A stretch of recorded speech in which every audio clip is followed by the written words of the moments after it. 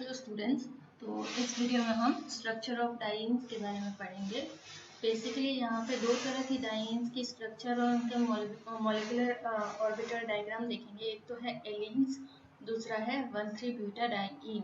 Okay, first एलीन किसका जो है एग्जाम्पल है, क्यूमुलेटेड डाइईन का एग्जाम्पल है एलीन। ओके, एलीन के बारे में हम यूनिट सेकेंड में बहुत डिटेल में पढ़ चुके हैं, तो यहाँ मैं इसको ज़्यादा एक्सप्लेन नहीं कर रही हूँ। ओके, बहुत अच्छे से पढ़ा है हमने यूनिट सेकेंड में इसके बारे में।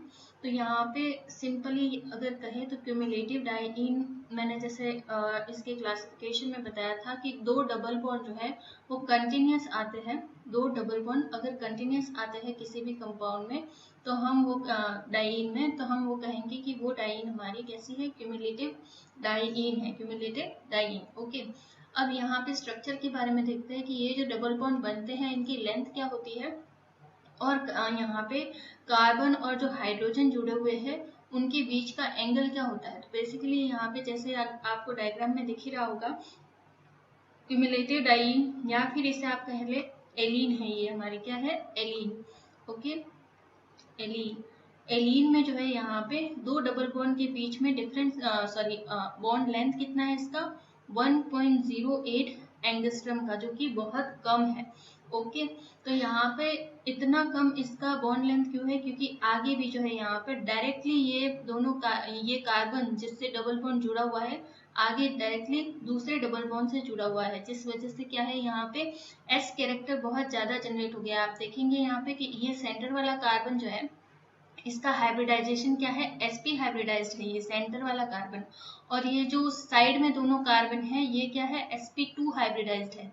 और जैसे कि मैंने प्रीवियस क्लासेस में भी बताया है कि यहाँ पे जैसे ही हाइब्रिडाइजेशन जो है वो कम होता जाता है, जैसे ये sp3, तो सबसे ज्यादा s कैरेक्टर कहाँ होगा, sp में होगा। s कैरेक्टर ज्यादा है मतलब कि वह न्यूक्लियस के पास है इलेक्ट्रॉन और वहाँ अट्रैक्शन फोर्स बहुत अच्छे से काम कर रहे हैं, और सिंपली कहने का मतलब है कि बॉन्ड बहुत ही स्ट्रॉन्ग बनेगा जहाँ पे भी s कैरेक्टर ज्यादा होगा।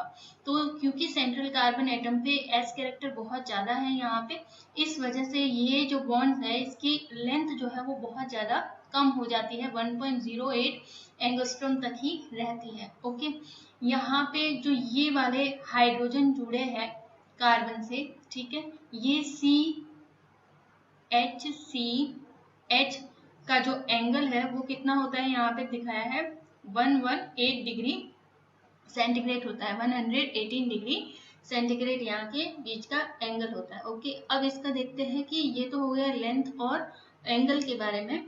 अब इसका मॉलिक्यूलर ऑर्बिटल डायग्राम देखते हैं। उसको देखने से पहले आपको इलेक्ट्रॉनिक कॉन्फ़िगरेशन कार्बन का पता होना चाहिए, बहुत ही बेसिक सा है। ठीक है, इलेक्ट्रॉनिक कॉन्फ़िगरेशन क्या होता है, 1s2 2s2 2p2, यही होगा। ठीक है, ग्राउंड स्टेट में ये किस तरह से रहेंगे, हम आउटर मोस्ट इलेक्ट्रॉन को देखते हैं बॉन्ड बनाने के लिए, यहाँ पे जो हमारे हाइब्रिडाइजेशन में पार्टिसिपेट करेंगे। ओके, ये हमारे p ऑर्बिटल है, राइट। अब s में कितने हैं, 2 इलेक्ट्रॉन है, p में कितने हैं, 2 इलेक्ट्रॉन है। ठीक है, तो इस तरह से रख दिए। ये तो हमारे कब हुई, ग्राउंड स्टेट। एक्साइटेड स्टेट की बात करें हम, तो एक्साइटेड स्टेट में क्या होता है, ये s से जो है एक इलेक्ट्रॉन यहाँ पे p में जंप कर जाता है। ओके, तो यहाँ पे आपको किस तरह से देखने को मिलेगा, ये एक इलेक्ट्रॉन यहाँ यहाँ यहाँ यहाँ, तो ये हो गया आपका 2s और ये हो गया 2px 2py और ये 2pz। ओके, अब आप देखेंगे यहाँ पे कि जो साइड वाले कार्बन है वो क्या है, यहाँ पे साइड वाले कार्बन यहाँ पे क्या है, sp2 हाइब्रिडाइज्ड है। ठीक है, तो साइड वाले जो कार्बन होंगे ये वाले दोनों, ओके, तो यहाँ पे तो कौन से ऑर्बिटल पार्टिसिपेट करेंगे, इसके लिए इन दोनों कार्बन के लिए तो यही 2sp2 यही वाले कार्बन जो है वो यूज होंगे हाइब्रिडाइजेशन में साइड वाले कार्बन के लिए। पर यहाँ पे आप देखेंगे कि जो सेंटर वाला कार्बन है उसका हाइब्रिडाइजेशन कितना है, sp है। तो यहाँ पे जब सेंटर वाले का sp है तो सेंटर वाले कार्बन के लिए हम क्या कहेंगे कि यहाँ पे हाइब्रिडाइजेशन किन के बीच में होगा, सिर्फ एक s और एक p मिलके सेंटर वाले कार्बन का हाइब्रिडाइजेशन बनाएंगे। ओके, तो यहाँ पे जो अनहाइब्रिडाइज्ड ऑर्बिटल रह गए वो कितने रह गए सेंट्रल पे, 2। ठीक है, अनहाइब्रिडाइज सेंट्रल पे कितने रह गए 2, और जो साइड वाले दोनों कार्बन है वहां पे 2 p ऑर्बिटल यूज हो रहा है हाइब्रिडाइजेशन में। ओके, तो वहां पे फिर कितने रह गया अनहाइब्रिडाइज्ड p ऑर्बिटल 2 यूज हो रहा है, तो वहां पे रह गया 1। ठीक है, तो हम कहेंगे कि जो 2 कार्बन है, जो साइड वाले कार्बन है उस पे तो 1 p ऑर्बिटल अनहाइब्रिडाइज्ड है। ठीक है, और जो सेंटर वाला कार्बन है 1, उस पे कितने 2 p ऑर्बिटल अनहाइब्रिडाइज्ड है। ओके, तो यही बस आपको देखना है। यहाँ पे देखो सेंटर वाले पे सॉरी साइड वाले पे 1 p, ये क्या है हमारा pz, ये भी क्या है हमारा pz, ये क्या है हमारा py और pz।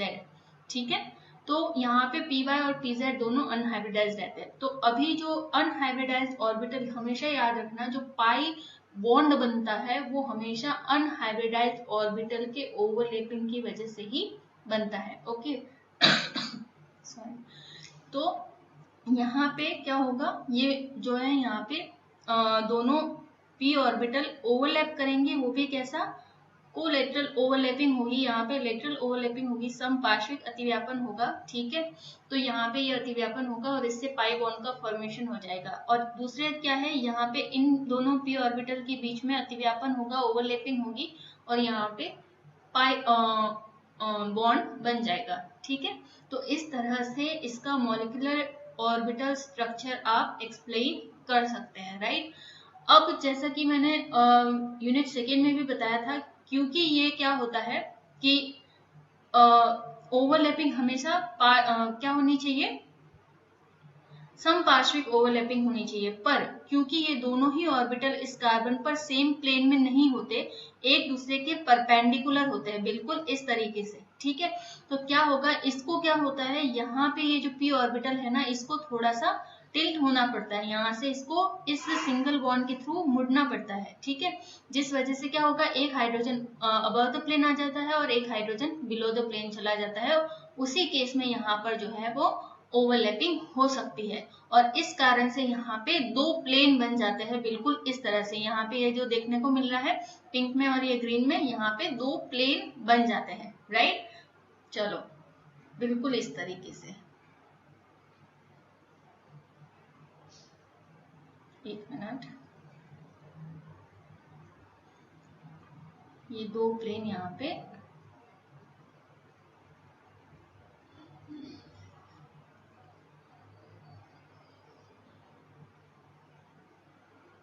इसके पीछे का प्लेन।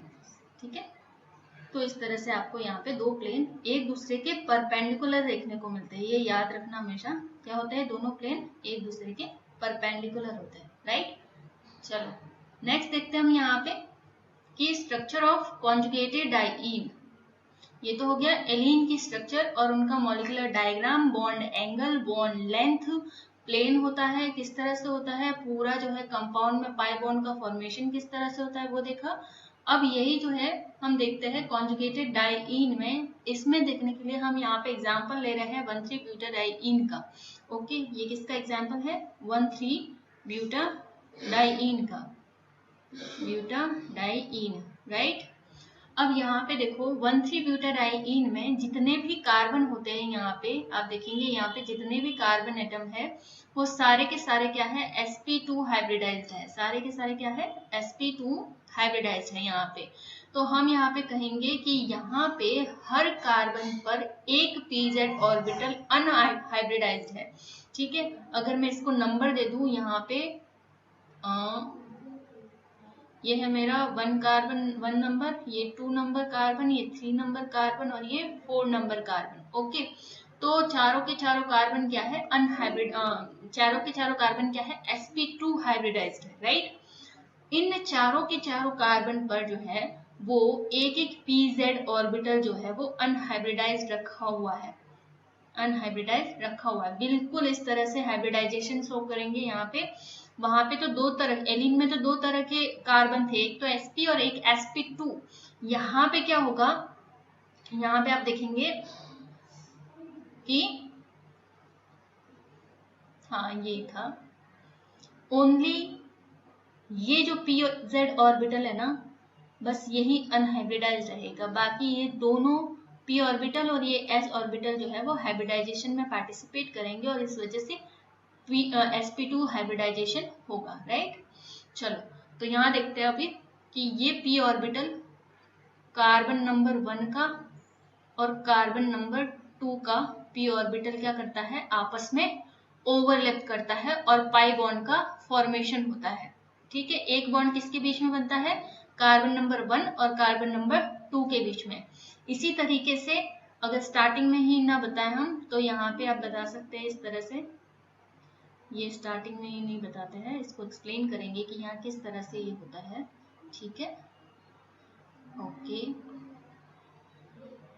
यहाँ पे एक H है, इस कार्बन पर भी एक H है, ओके। अब जो सेकेंड वाला बनेगा पाई बॉन्ड, वो बनेगा कार्बन नंबर 3 और कार्बन नंबर 4 पे, ठीक है। इन दोनों के बीच में जो ये p ऑर्बिटल है, ये वाला p ऑर्बिटल, ये वाला p ऑर्बिटल ओवरलैप करेगा और यहाँ पे पाई बॉन्ड का फॉर्मेशन करेगा। फर्स्ट पे ये वाला और ये वाला ओवरलैप करेगा और पाई बॉन्ड का फॉर्मेशन करेगा, ठीक है। तो यहाँ पे मैंने पहले बताया सारे जो है वो कार्बन sp2 है, साथ ही जो साइड वाले दोनों कार्बन है उस पे इस कार्बन का sp2 हाइब्रिडाइज्ड ऑर्बिटल और हाइड्रोजन का s ऑर्बिटल ओवरलैप करता है और CH बॉन्ड का फॉर्मेशन करता है। इसी तरीके से इसका भी जो है वो s ऑर्बिटल और इस कार्बन का sp2 ऑर्बिटल जो है वो ओवरलैप करता है और CH बॉन्ड का फॉर्मेशन करता है। तो यहाँ पे आपको कितने CH बॉन्ड देखने को मिलेंगे, यहाँ पे आपको 1 2 3 4 5 और 6 आपको CH बॉन्ड देखने को मिलेंगे। ये होंगे हमारे सिग्मा बॉन्ड होंगे और नंबर में कितने होंगे, ये 6, ठीक है। तो इस तरह से यहाँ पे ओवरऑल जो है इस कॉन्जुगेटेड डाइईन या फिर हम कहे 1,3 बीटा डाइईन का मॉलिक्यूलर ऑर्बिटल डायग्राम कुछ इस तरीके का होता है, ठीक है। पर एक्चुअल में जो ये पाई बॉन्ड दोनों के बीच में है C1 और C2 और C3 और C4 के बीच में, ये जो है वो लोकलाइज्ड नहीं है। ये पाई ऑर्बिटल जो है वो लोकलाइज्ड नहीं है, ये डीलोकलाइज होते रहते हैं। ये पाई बॉन्ड के जो दोनों पाई बॉन्ड के इलेक्ट्रॉन है वो लोकलाइज नहीं है, पाई इलेक्ट्रॉन यहाँ पे डीलोकलाइज होते रहते हैं, ठीक है। और डीलोकलाइज होके कहाँ जाएंगे, यहाँ पे, क्योंकि इन सब पर ही क्या है, एक p जो है z ऑर्बिटल उपस्थित है और बीच में कोई भी सिग्मा बॉन्ड नहीं है। इस वजह से जो बॉन्ड यहाँ पे बन सकता है वो का वो बॉन्ड जो है इनके बीच में भी बन सकता है। किसके बीच में, C2 और C3 के बीच में भी पाई बॉन्ड का फॉर्मेशन हो सकता है। इसी तरीके से C3 और C4 के बीच में तो हो ही रहा है। तो फाइनली हम कहते हैं कि यहाँ पे ये जो C1 और C2 और C3 और C4 के बीच में जो पाई और बॉन्ड बना है ये लोकलाइज नहीं है। इन दोनों पाई बॉन्ड के जो पाई इलेक्ट्रॉन होते हैं वो इन चारों के चारों कार्बन एटम पर लोकलाइज होते रहते हैं, क्योंकि यहाँ पे इनके बीच में भी जो है वो बॉन्ड बनता है। आगे आपको रेजोनेंस स्ट्रक्चर बताएंगे तब और ज्यादा क्लियर होगा कि किस तरह से पूरा प्रोसेस होता है, ओके। और अभी हमने कहा कि ये चारों कार्बन पर लोकलाइज होते रहते हैं, तो ये जो पाई बॉन्ड के जो इलेक्ट्रॉन है ये इन चारों कार्बन पर एक इलेक्ट्रॉन अभ्र बना देता है इस तरीके से, ऊपर और नीचे, ठीक है। एक इलेक्ट्रॉन अभ्र बना देता है इस तरीके से। तो यहाँ पे इस तरह से इलेक्ट्रॉन जो है वो होते हैं। साथ ही अब जो C1 और C2 के बीच में जो बॉन्ड है, डबल बॉन्ड, उनकी लेंथ क्या होती है, उनकी लेंथ होती है 1.37 एंगस्ट्रॉम। उनकी लेंथ क्या होती है, 1.37 एंगस्ट्रॉम। और ये जो C और C के बीच में जो बॉन्ड है यहाँ पे, उसकी लेंथ क्या है, 1.48 एंगस्ट्रॉम और इसकी वापस 1.37 एंगस्ट्रॉम, ओके। तो ये होती है इनकी बॉन्ड लेंथ, ओके। नेक्स्ट देखते हैं, यहाँ पे देखो, यहाँ पे आपको देखने को मिलेगा कि यहाँ पे इसके कंपैरिजन में ज्यादा है, बिल्कुल ये ज्यादा है। पर एक्चुअल में जो सिग्मा बॉन्ड होता है ना, C सिग्मा बॉन्ड होता है, उसकी जो एंगल 50 के लगभग होनी चाहिए, पर ये कम हो जाती है। क्यों, क्योंकि इसमें पार्शियली डबल बॉन्ड कैरेक्टर आ जाता है। वो कैरेक्टर किस वजह से आता है, पार्शियली डबल बॉन्ड कैरेक्टर, इस डीलोकलाइजेशन के कारण पार्शियली डबल बॉन्ड कैरेक्टर आ जाता है। इस वजह से इसकी जो बॉन्ड लेंथ है वो घट जाती है, जितनी होनी चाहिए एक सिंगल बॉन्ड की उतनी नहीं होती, क्योंकि ये प्योरली सिंगल बॉन्ड नहीं है यहाँ पे। ओके, तो इस तरह से इनकी बॉन्ड लेंथ को आप एक्सप्लेन करेंगे। साथ ही 1,3-ब्यूटाडाइईन जो है उसको उसके दो कन्फर्मेशन है बेसिकली यहाँ पे, एक तो है सिस कन्फर्मेशन और दूसरा है ट्रांस। क्योंकि ट्रांस कन्फर्मेशन जो है वो ज्यादा स्टेबल होता है, इसलिए जो है ये फॉरवर्ड डायरेक्शन में ज्यादा जाता है।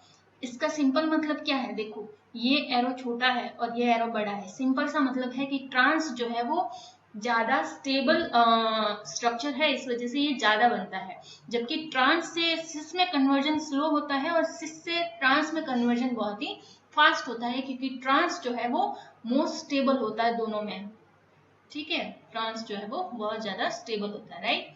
तो इस तरह से इनके कंफर्मेशन के बारे में आप बता सकते हैं। नेक्स्ट चलते हैं हम यहाँ पे स्टेबिलिटी ऑफ कॉन्जुगेटेड डाइईन।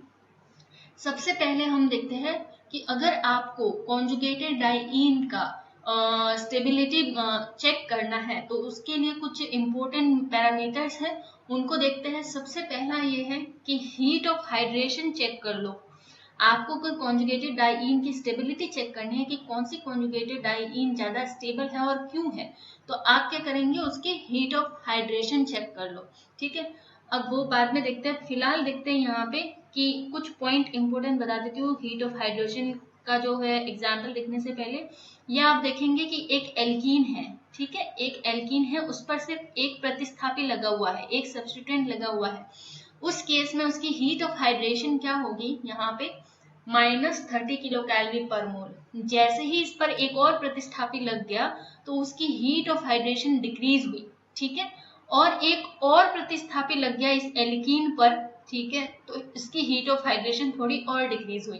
तो यहाँ से देखने से क्या आपको पता लगता है कि जैसे जैसे एल्कीन पर सब्स्टिट्यूएंट्स का नंबर बढ़ता जाता है वैसे वैसे हीट ऑफ हाइड्रेशन जो है वो डिक्रीज होती जाती है। ठीक है, एक पॉइंट यहाँ से पता चलता है हीट ऑफ हाइड्रेशन के बारे में। नेक्स्ट चलते हैं, जो हमारा पर्पस है यहाँ पे कि कॉन्जुगेटेड डाइईन में हमें हीट ऑफ हाइड्रेशन चेक करना है, तो वो किस तरह से करेंगे और उसका क्या रोल है उसकी स्टेबिलिटी में हीट ऑफ हाइड्रेशन का, वो देखते हैं। ओके, यहाँ पे फर्स्ट है heat of hydration of 1 butene. Okay, ये कॉन्जुगेटेड डाइईन नहीं है, आप देखेंगे ये कोई कॉन्जुगेटेड डाइईन नहीं है, पर इसको बेस बना के हमें जो है यहाँ पे कॉन्जुगेटेड डाइईन में देखना है, चेक करना है हीट ऑफ हाइड्रेशन। तो अगर एक 1 ब्यूटीन है, मतलब कि सिर्फ एक ही है, तो 4 कार्बन ब्यूटीन ही है, ठीक है, पर उस 4 कार्बन में अगर एक ही डबल बॉन्ड है और उसका हाइड्रेशन करवाते हैं, उसका क्या करवाते हैं, हाइड्रेशन करवाते हैं, ये जो डबल बॉन्ड है ये टूटेगा और इन दोनों कार्बन पर एक एक हाइड्रोजन लग जाएगा। ओके, हाइड्रेशन का मतलब ये है। तो यहाँ पे क्या बनता है, हाइड्रेशन से आपका N ब्यूटेन बनता है, और इस रिएक्शन का हीट ऑफ हाइड्रेशन कितना हुआ, हीट ऑफ हाइड्रेशन हुआ यहाँ पे del H is equal to -30.3 kilo calorie पर मोल। देखो कार्बन कितने, 4, डबल बॉन्ड कितना, 1, तो एक डबल बॉन्ड पर हाइड्रेशन करवाने पर 4 कार्बन वाले स्ट्रक्चर में कितना हीट ऑफ हाइड्रेशन मिलता है, -30.3 किलो कैलोरी पर मोल। तो 4 ही कार्बन ले और उसमें अगर 2 डबल बॉन्ड हो तो कंसेप्चुअली क्या होना चाहिए कि 2 डबल बॉन्ड है तो मैं 2 से मल्टीप्लाई कर लूँ इसको। देखो यहाँ पे हीट ऑफ हाइड्रेशन ऑफ 1,3-ब्यूटाडाइईन, कार्बन कितने अगेन 4 ही है, पर एक डबल बॉन्ड हमने यहाँ पे बढ़ा दिया।